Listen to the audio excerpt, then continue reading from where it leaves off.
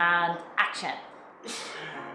Hey gang, welcome back. So this video is all to do with double unders. So if you have double unders, watch the next video that I'm going to put out. That's to get better at that. But for this one, it's if you have singles and then maybe some doubles. So you have 2 to 10 inconsistent and you need some help and you want to figure out what's going on.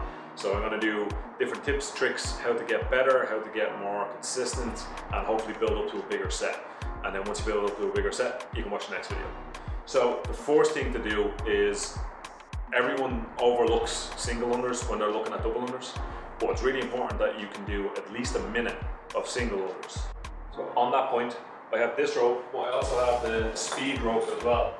So if you don't know the difference between ropes, just go onto one of the rope websites and they should have a description. So hopefully you can see that this one is thicker than this one. With a thicker rope and a heavier handle, the heavier handle on this one, it's easier to figure out where the rope is when you're doing singles and then when you transition into double unders. So something that will really help is if you have a heavy rope like this and a heavy handle, one, you know how your wrist is moving because it's heavier and you're getting feedback off of it. And then with the rope moving, it's a heavier pull in each direction with every revolution that it does.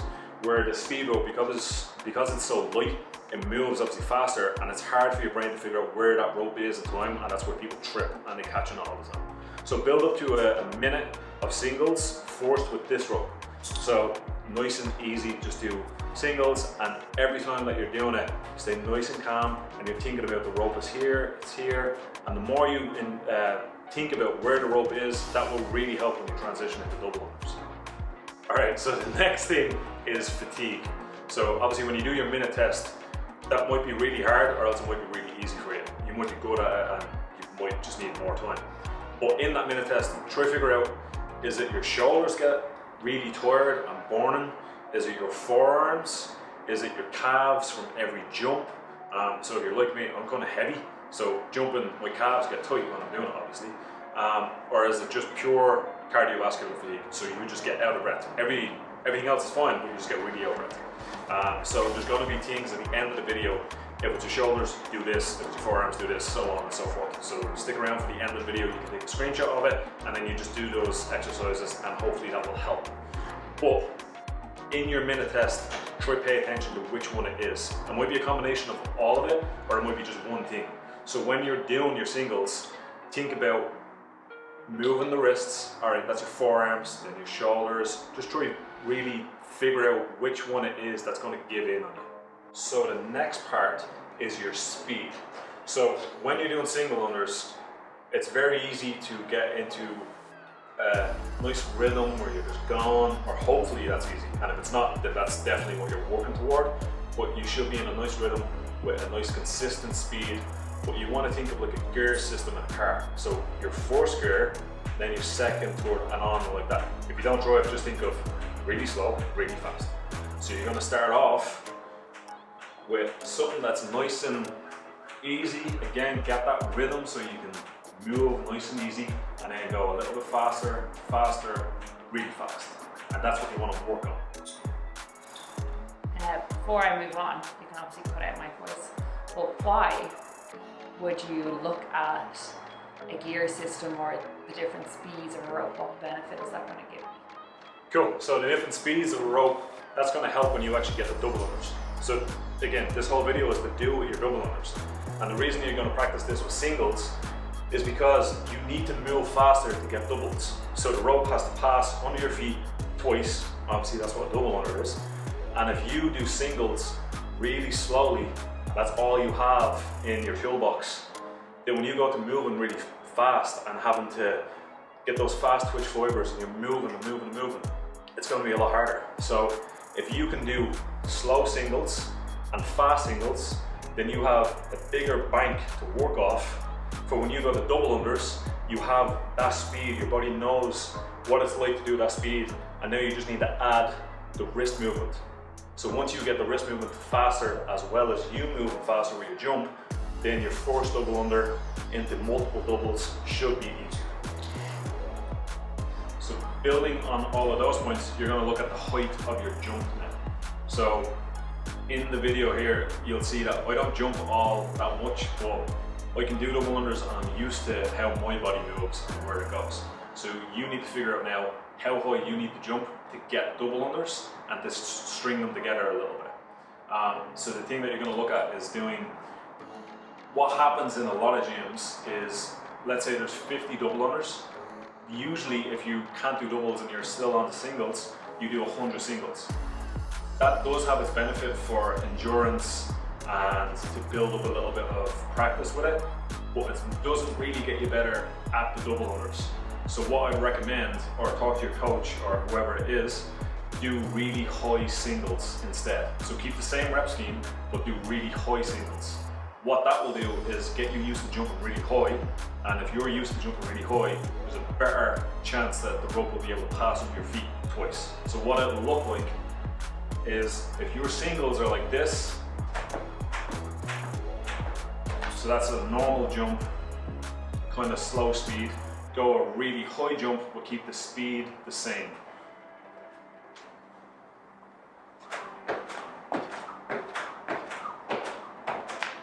So that was actually really awkward to do, but you'll figure it out yourself.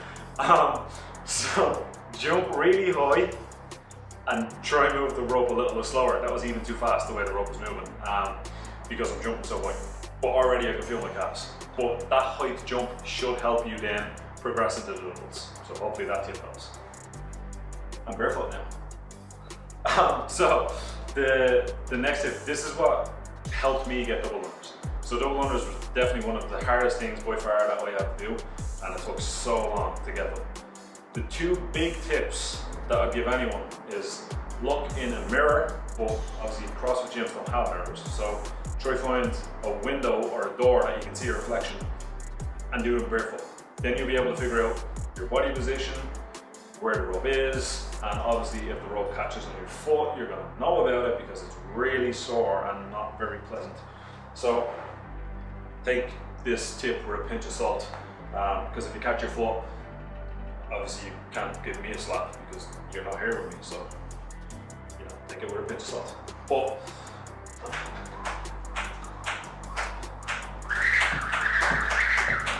so I know where that is, and as the rope is coming around, because you're barefoot, it takes away just another level of something that can mess with your proprioception of knowing where something is in space and time. So without your shoes on, every time that you leave the ground and jump, your body can figure out where your feet are a little bit easier than when you have shoes on.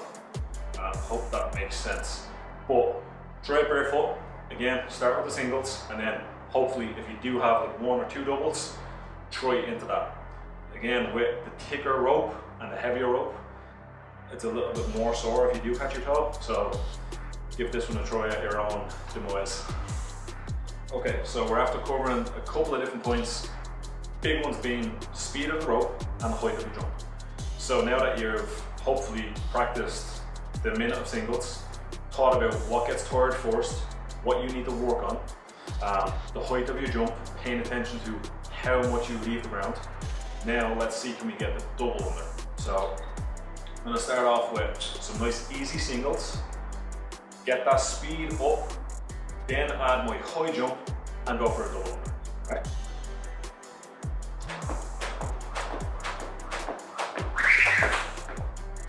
So it might look something like that.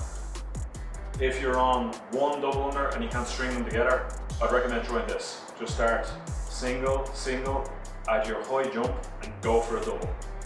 Then hopefully if you get that, try two doubles or three and try to add on to it. So it might look something.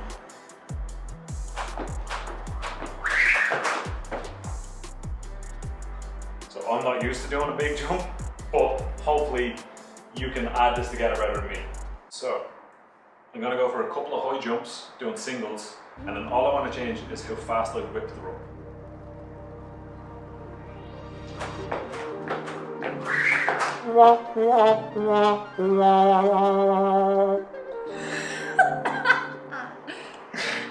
Okay, so you just see me fail absolutely miserably because I don't do double unders this way, but Sheila does. So you'll be able to see now the points that I'm after giving are good points. They do help.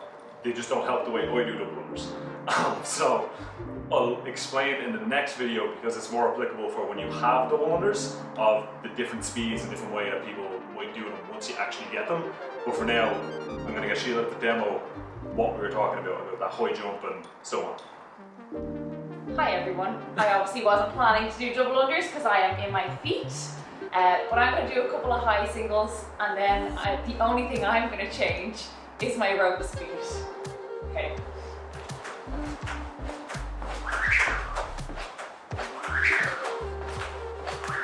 So you can see I'm doing some singles, and every now and then I'm just whipping that rope nice and quick so that I can get a double.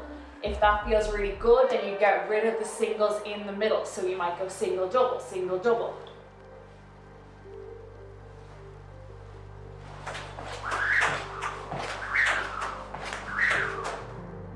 And if that feels good, then you're going for your doubles in a row.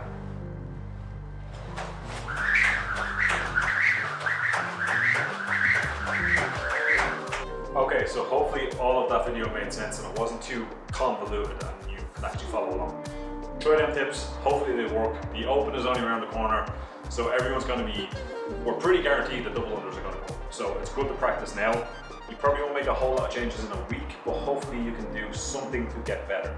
And hopefully maybe get your first double under or add on to what you already have. In the next video you'll see the differences of what we spoke about between how I do doubles versus how Sheila does doubles, and that will make more sense. But go, do these, figure stuff out, and I hope you get better. If you do, like, subscribe, comment, all that fun stuff. And here's what you should do if you find out what fatigues you. What fatigues you? So if it's shoulders, do dumbbell front raises, dumbbell side raises. If it's your forearms, do wrist curls, wrist extensions, and plate holds. Cardio, just do more fitness, CrossFit. And then calves, do calf raises or seated calf raises. So if it's any of these, I'm not going to demo them because there's loads of videos on YouTube. So just type it into the search bar and you'll see loads of different videos come up. Enjoy. Last thing before we go, how often should we practice these? How often should you practice? Good question.